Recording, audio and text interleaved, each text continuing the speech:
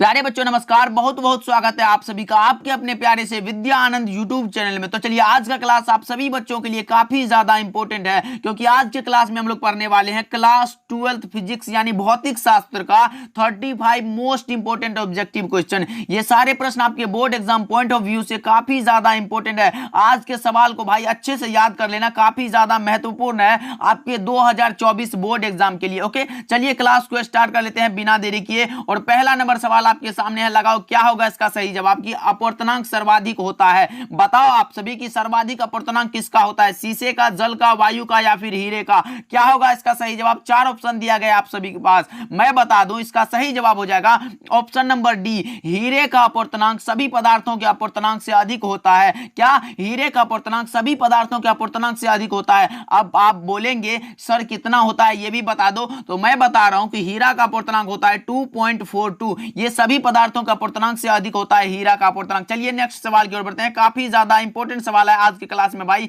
अच्छे से याद करते चलना हमारे साथ और चैट सेक्शन में लगाते चलना। देखिए कांच के पूर्ण परावर्तक प्रिज्म का कोण कितना होता है, बताएंगे आप सभी कि कांच के पूर्ण परावर्तक प्रिज्म का कोण जो है कितने डिग्री का होता है। तो मैं बता दूं ये होता है 90 डिग्री का। कितने 90 डिग्री का होता है भाई, अच्छे से याद कर लेना। ओके, चलिए अगले प्रश्न की ओर बढ़ते हैं। और अभी तक आप सभी ने क्लास को लाइक नहीं किया है तो भाई कर दिया करो, इससे हमको क्या मोटिवेट मिलता है, जिससे हम आपके लिए क्लास लाने के लिए बहुत ही ज्यादा उत्तेजना रहते हैं। देखिए पहला तीसरा नंबर सवाल है कि प्रकाश तंतु संचार निम्न में से किस घटना पर आधारित है। तीसरा नंबर सवाल का जवाब बताओ आप सभी कि प्रकाश तंतु संचार निम्न में से किस घटना पर आधारित है। तो मैं बता दूं यह आधारित है टोटल इंटरनल रिफ्लेक्शन पर। क्या टोटल इंटरनल रिफ्लेक्शन यानी पूर्ण आंतरिक परावर्तन। ऑप्शन नंबर ए इसका बिल्कुल ही सही जवाब हो जाएगा, अच्छे से याद करते चलना हमारे साथ। ओके, चलिए अगले प्रश्न की ओर बढ़ते हैं, काफी ज्यादा खास क्वेश्चन है आप सभी के लिए आज की इस क्लास में। देखिए अर्धचालकों में परिकलित अशुद्धि मिलाने की क्रिया को क्या कहते हैं, बताओ आप सभी।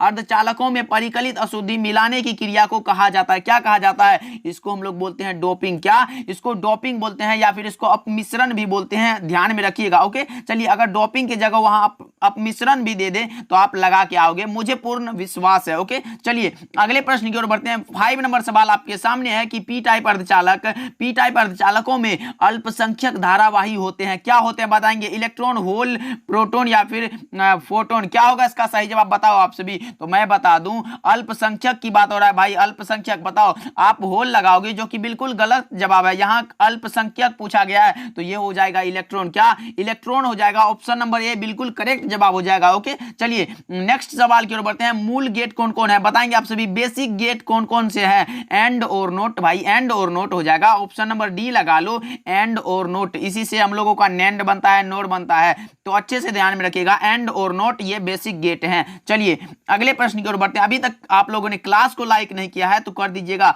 ओके, चलिए 7 नंबर सवाल आपके सामने है, कैथोड किरण व्यवहार करती है, बताएंगे आप सभी कैथोड किरण किसके जैसा व्यवहार करती है। तो ये होती है इलेक्ट्रॉन। क्या इलेक्ट्रॉन होती है, तो ऑप्शन नंबर बी इसका बिल्कुल करेक्ट जवाब हो जाएगा। चलिए नेक्स्ट सवाल की ओर बढ़ते हैं। देखिए 8 नंबर सवाल क्या कह रहा है, विस्थापन धारा घनत्व मात्रक है, बताएंगे आप सभी विस्थापन धारा घनत्व का मात्रक कौन सा है। तो ये होता है एम्पियर प्रति मीटर स्क्वायर। क्या एम्पियर प्रति में मीटर स्क्वायर, इसको मीटर को ऊपर ले गए तो -2 हो गया, ऑप्शन नंबर ए बिल्कुल करेक्ट जवाब हो जाएगा, एम्पियर मीटर इनवर्स 2। ओके, चलिए अगले प्रश्न की ओर बढ़ते हैं। काफी ज्यादा इंपॉर्टेंट सवाल है आज के क्लास में भाई, विद्युत चुंबकीय प्रेरण की घटना खोजी गई थी, किसके द्वारा बताओ आप सभी। 9 नंबर का सही जवाब बताओ। विद्युत चुंबकीय प्रेरण की घटना खोजी गई थी, तो मैं बता दूं ब्रिटिश वैज्ञानिक माइकल फेराडे ने। क्या ब्रिटिश वैज्ञानिक माइकल फेराडे ने 29 अगस्त 1831 को यह घटना की खोज की थी। कौन, Michael Faraday ji, option number A इसका बिल्कुल करेक्ट जवाब हो जाएगा। और कब की थी, तो 29 अगस्त 1831 को। ओके, चलिए नेक्स्ट सवाल की ओर बढ़ते हैं, काफी ज्यादा इंपॉर्टेंट है। देखिए प्रतिबाधा का ऐसा मात्रक, भाई ये तो मैंने कितना बार बताया कि प्रतिबाधा का ऐसा मात्रक, प्रतिबाधा, धारितीय प्रतिघात ये सब आ जाए तो आप ओम लगाओगे। क्या ओम लगा दो, बिल्कुल ही करेक्ट जवाब हो जाएगा। चलिए अगले प्रश्न की ओर बढ़ते हैं। 11 नंबर सवाल आपके सामने है, संधारित्र का शक्ति गुणांक लगभग होता है, बताओ आप सभी संधारित्र का शक्ति गुणांक लगभग कितना होता है। 11 नंबर सवाल का सही जवाब हो जाएगा 0 होता है, संधारित्र का शक्ति गुणांक लगभग 0 होता है, तो अच्छे से ध्यान में रखिएगा। चलिए अगले प्रश्न की ओर बढ़ते हैं। 12 नंबर सवाल आपके सामने है, यंत्र जो विद्युत ऊर्जा को यांत्रिक ऊर्जा में बदल दे, यंत्र जो विद्युत विद्युत ऊर्जा को यांत्रिक ऊर्जा में बदलता है उनको हम लोग क्या बोलेंगे? बताओ आप सभी। 12 का सही जवाब क्या होगा? तो इसको हम लोग बोलते हैं मोटर। क्या? मोटर। अगर यांत्रिक ऊर्जा को विद्युत ऊर्जा में परिणत करता यानी बदलता तो इसको हम लोग डायनेमो बोलते, लेकिन नहीं, यहाँ विद्युत ऊर्जा को यांत्रिक ऊर्जा में बदला जा रहा है तो इसको हम लोग मोटर बोलते हैं। क्या? मोटर बोलते हैं। अच्छे से ध्यान में रखिएगा बच्चों। ओके, देखिए स्थिर विद्युत क्षेत्र होता है, कैसा होता है बताओ आप सभी। स्थिर विद्युत क्षेत्र कैसा? संरक्षित, असंरक्षित या फिर कहीं संरक्षित तथा कहीं असंरक्षित या फिर इनमें से कोई नहीं। क्या होगा इसका सही जवाब? बताओ आप सभी। 13 का सही जवाब क्या होगा? तो स्थिर विद्युत क्षेत्र होता है कंजर्वेटिव, संरक्षित होता है। ऑप्शन नंबर ए इसका बिल्कुल करेक्ट जवाब हो जाएगा। लगा लो आप सभी एंड अच्छे से याद कर लो कि स्थिर विद्युत क्षेत्र संरक्षित होता है। यह प्रश्न आपके बोर्ड एग्जाम में लगातार पूछा जाता है, तो अच्छे से ध्यान में रखिएगा। चलिए अगले प्रश्न की ओर बढ़ते हैं। जब किसी वस्तु को आवेशित किया जाता है तो उसका द्रव्यमान क्या होता है? बताओ आप सभी।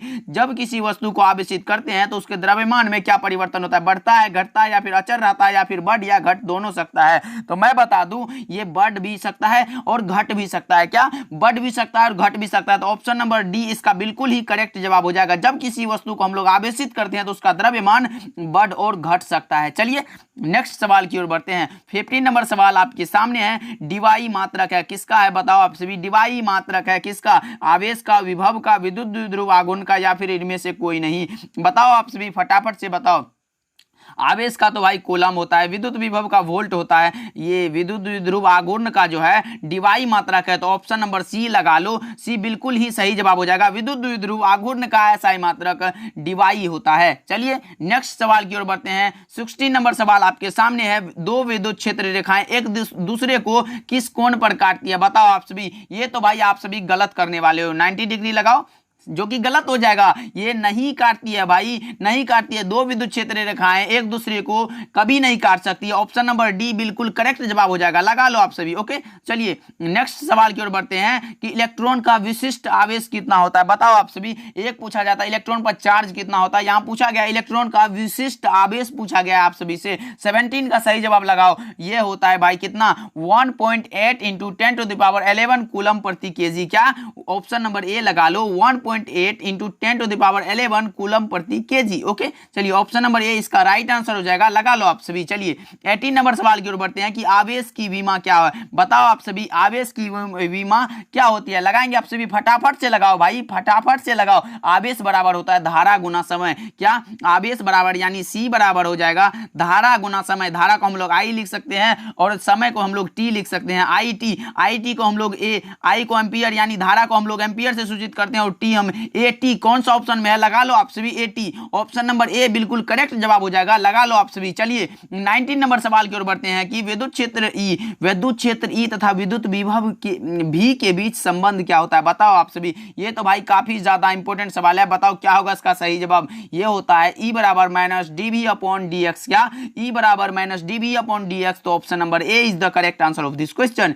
चलिए 20 नंबर सवाल की ओर बढ़ते हैं। भाई काफी ज्यादा इंपॉर्टेंट सवाल है। देखिए यदि किसी खोखले गोलीय चालक को धनावेशित किया जाए तो उसके भीतर का विभव क्या होगा? बताओ आप सभी। यदि किसी खोखले गोलीय चालक को धनावेशित किया जाए तो उसके भीतर का विद्युत विभव का मान क्या होगा? शून्य होगा, धनात्मक और समरूप होगा, धनात्मक और असमरूप होगा या फिर ऋणात्मक और समरूप होगा? क्या होगा इसका सही जवाब? तो ये धनात्मक और समरूप होगा। क्या? धनात्मक और समरूप हो जाएगा। ऑप्शन नंबर बी इसका बिल्कुल करेक्ट जवाब हो जाएगा। चलिए अगले प्रश्न की ओर बढ़ते हैं। 21 नंबर सवाल आपके सामने। किसी संधारित्र की धारिता का मात्रक क्या होता है? भाई ये तो मैंने कितनी बार बताया है कि किसी संधारित्र की धारिता का मात्रक क्या होता है। लगाओ आप सभी फटाफट से।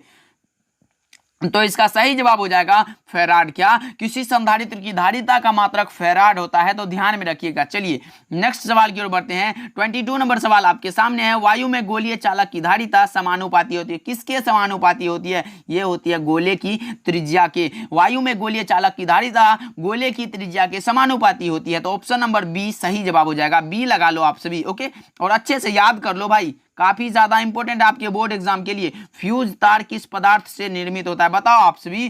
फ्यूज जो तार होता है वो किस पदार्थ से बना होता है? बताओ। तांबा से, टंगस्टन से, लेड टिन मिश्र धातु या फिर नाइक्रोम से? क्या होगा इसका सही जवाब? 23 नंबर सवाल आपके सामने है। देखो जी, ये बना होता है लेड टिन मिश्र धातु। क्या? लेड टिन मिश्र धातु यानी SN और PB का मिश्र धातु होता है। ओके, तो अच्छे से याद कर लीजिएगा। चलिए नेक्स्ट सवाल की ओर बढ़ते हैं। चलिए 24 नंबर सवाल आपके सामने है, एम्पियर घंटा मात्रक है, किसका है भाई? एम्पियर घंटा मात्रक है, बताओ आप सभी। तो ये आवेश का हो जाएगा जी, एम्पियर घंटा आवेश का मात्रक है। और KWH किलो वाट घंटा पूछ दिया जो है तो वो ऊर्जा का होता है, अच्छे से ध्यान में रखिएगा। ओके, चलिए नेक्स्ट सवाल की ओर बढ़ते हैं। आदर्श एमीटर का प्रतिरोध कितना होता है? बताएंगे आप सभी, आदर्श एमीटर का प्रतिरोध कितना होता है? तो ये 0 होता है। आदर्श एमीटर का प्रतिरोध क्या होता है? 25 नंबर सवाल का जवाब हो जाएगा ऑप्शन नंबर ए 0। अच्छे से याद कर लीजिएगा। ओके, समरूप वेग से चलायमान आवेश उत्पन्न करता है, बताओ आप सभी। समरूप वेग से चलायमान आवेश उत्पन्न करता है केवल विद्युतीय क्षेत्र, केवल चुंबकीय क्षेत्र, विद्युत चुंबकीय क्षेत्र, या फिर इनमें से कोई नहीं? तो भाई लगा दो ना, ऑप्शन नंबर सी बिल्कुल करेक्ट जवाब हो जाएगा। यह विद्युत चुंबकीय क्षेत्र उत्पन्न करता है। क्या? विद्युत चुंबकीय क्षेत्र यानी इलेक्ट्रोमैग्नेटिक फील्ड उत्पन्न करता है। तो option number C is the correct answer. Okay, अनुचुंबकीय पदार्थ की चुंबकीय प्रवृत्ति होती है, कैसी? अनुचुंबकीय पदार्थ की चुंबकीय प्रवृत्ति हमेशा स्टेबल होती है, ऑप्शन नंबर ए लगा लो, स्थिर होती है। ओके, चलिए 28 नंबर सवाल आपके सामने है। पृथ्वी की ध्रुव पर नमन कोण का मान कितना होता है? 90 डिग्री। 90 डिग्री हो जाएगा, ऑप्शन नंबर बी इसका राइट आंसर हो जाएगा। लगा लो, ये आपके बोर्ड एग्जाम में पूछा गया सवाल है। अभी तक आप लोगों ने क्लास को लाइक नहीं किया है तो भाई कर दिया करो, एक लाइक करने में क्या जाता है। ओके, चलिए अगले प्रश्न की ओर बढ़ते हैं। 29 नंबर सवाल आपके सामने है। वायु की चुंबकीय प्रवृत्ति होती है, कैसी होती है? धनात्मक, ऋणात्मक, शून्य, या फिर धनात्मक और ऋणात्मक? क्या होगा इसका सही जवाब? 29 का सही जवाब हो जाएगा 0 होता है। क्या?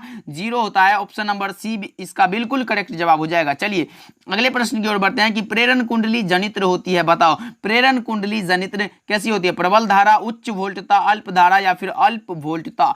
30 नंबर सवाल का जवाब हो जाएगा उच्च वोल्टता। क्या? उच्च वोल्टता होता है। तो ऑप्शन नंबर सी इसका राइट, ऑप्शन नंबर बी होगा जी, ऑप्शन नंबर बी इसका राइट आंसर हो जाएगा। लगा लो आप सभी और अच्छे से याद कर लो कि प्रेरण कुंडली जनित्र होती है उच्च वोल्टता के लिए। ओके, चलिए 31 नंबर सवाल आपके सामने है कि स्वप्रेरकत्व का ऐसा मात्रक क्या होता है? स्वप्रेरकत्व henry. Henry, option number D इसका बिल्कुल करेक्ट जवाब हो जाएगा। स्वप्रेरकत्व का ऐसा मात्रक हेनरी होता है, अच्छे से याद कर लो आप सभी। ओके, अपचाई ट्रांसफॉर्मर बढ़ाता है, किसको बताओ? अपचाई ट्रांसफॉर्मर बढ़ाता है। 32 नंबर सवाल आपके सामने है। तो ये होता है क्या? धारा को। क्या? धारा को बढ़ाता है। तो ऑप्शन नंबर ए इसका बिल्कुल करेक्ट जवाब हो जाएगा। चलिए 33 नंबर सवाल आपके सामने है। विस्थापन धारा मात्रक है, किसका? विस्थापन धारा का मात्रक पूछा गया है। क्या होगा इसका सही जवाब? बताओ आप सभी। 33 नंबर सवाल, क्या होगा इसका सही जवाब? तो ये होता है एम्पियर। क्या? विस्थापन धारा, धारा ये भी एम्पियर, धारा का भी पूछ दिया तो एम्पियर ही होता है, विस्थापन धारा भी एम्पियर ही होता है। तो ऑप्शन नंबर ए इसका राइट आंसर हो जाएगा। चलिए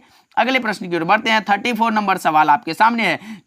किसी के तरंग दैर्ध्य का मान सबसे अधिक होता है, बताओ आप सभी। किसके तरंग दैर्ध्य का मान अधिकतम है? रेडियो तरंगे, एक्स किरणें, परावैंगनी, या फिर अवरक्त किरणें? तो बताओ आप सभी। तो होता है रेडियो तरंगों के लिए सबसे अधिक होता है। ओके, तो ऑप्शन नंबर ए इसका बिल्कुल करेक्ट जवाब हो जाएगा। चलिए एंड लास्ट सवाल 35 नंबर सवाल आपके सामने है कि दशमिक संख्या 25 को द्विआधारी संख्या में लिखिए, बताओ आप सभी। फटाफट से निकाल के ही बता देता हूं, आपको अच्छे से समझ में आ जाएगा। देखिए जो यहाँ पूछा गया है 25, तो यहाँ 25 को हम लिख लेंगे और इसमें 2 से भागा देते जाएंगे। देखिए यहाँ आधा कितना 12 से लगा लो, यहाँ 1 बचा, फिर यहाँ 2 से लगाओ, फिर यहाँ 6 बचा, फिर यहाँ 0 बचा, फिर यहाँ 2 से लगाओ 3 हो जाएगा, 0 हो जाएगा, फिर यहाँ 2 से लगाओ जी, यहाँ 1 बचा, फिर यहाँ यानी 111001 111001 कौन ऑप्शन में है? 111001। तो ऑप्शन नंबर सी लगा लो जी, बिल्कुल करेक्ट जवाब हो जाएगा 111001 का होल ट्वाइस। ओके, चलिए तो आज का क्लास आप सभी के लिए मैंने 35 ऑब्जेक्टिव कराया जो कि काफी ज्यादा इंपॉर्टेंट था। तो बताना कि कितना सही कर पाए और मिलते हैं अगले क्लास में, और बताना कि क्लास कैसा लगा आज का। ओके, चलिए मिलते हैं अगले क्लास में।